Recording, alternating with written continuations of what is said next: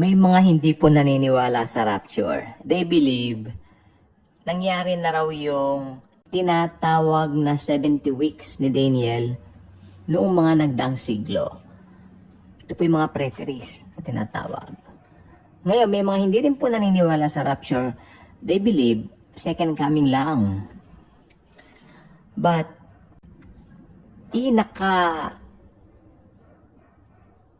makapangyarihan talaga na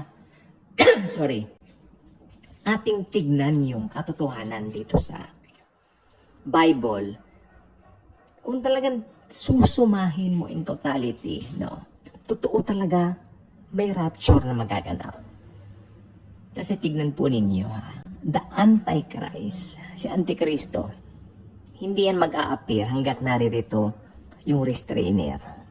Sino ba yung restrainer na yan, mga believers? Why? Dahil nandoon sa mga believers yung Holy Spirit. Sa atin po yan. Kung ikaw ay mananampalataya ng Panginoong Hesukristo, whether you believe on the rapture or not, kami naniniwala po talaga kami sa rapture. Inaral ko po yan. Talagang nagtutok ako sa eschatology, lalo na po lately, no, sa mga events sa Israel.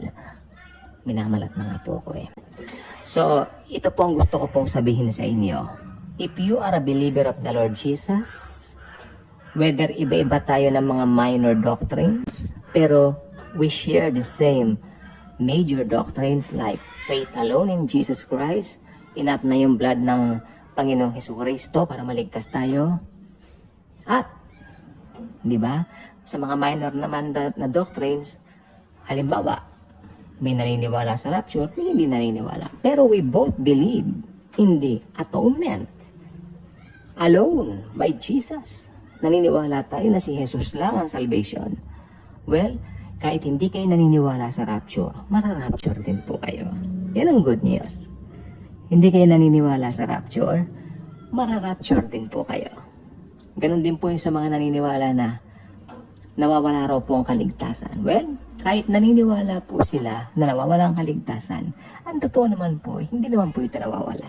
Ganon din po yan. Ano po? Kahit hindi nila pananiniwalaan ng rapture, well, mararapture din sila. Ayun po yan. Ganyan po ang humor ng Panginoon. Kaya kung ako po sa kanila, kung ako po sa inyo, aralin natin mabuti ang Biblia. Huwag tayong manghawak doon sa emosyon natin. Huwag tayong maghawak doon sa nostalgia natin doon sa mga lumang pinanggalingan natin ng mga samahan. No? Tingnan po natin, nasa Bible ba yung mga pinaniniwalaan yan? I mean, yung mga sentiments, yun naisip ko rin. Doon po tayo, ano ba nakalagay sa Bible? Sa Bible, may rapture. May rapture, may rapture. Okay, marami pong comments dito. Mahal ko po kayo lahat. Hindi po ako sumasagot. Nabasa ko lang po hindi po ako, I'm not against you. Maybe yan ang paniwala ninyo. Pero ako, since naging born again Christian po ako, I believe in the rapture wholeheartedly. Kasi I believe Jesus is good. Hindi niya paparanas sa mga anak niya ang kahirapan ng tribulation sa pangunguna nga mismo ng Antikristo, syempre. At ang gusto ni Jesus, safe tayo. At mangyayari lang yan sa kanyang piling. Di ba? Sa kandungan ng Panginoon, doon meron tayong totoong kapayapaan. Again, kahit hindi ninyo pinaniniwalaan ang rapture, kung ikaw ay born again Christian, mararapture ka. Kaya mag-subscribe ka na dito sa ating channel. Iniimbitahan kitang pakishare po itong video ito. Hindi po pananakot ang rapture. May nag-comment, natatakot daw ako. Hindi po ako natatakot. Excited po ako.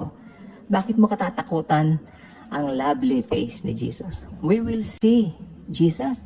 We will meet Jesus for the very first time sa rapture. Yan po ang mangyayari. So kung meron man pong emotion sa puso ko ngayon, yun ay walang iba kundi pananabik na makita ang God of gods, the God Almighty, the Lord Jesus Christ, who loved me and gave Himself for me.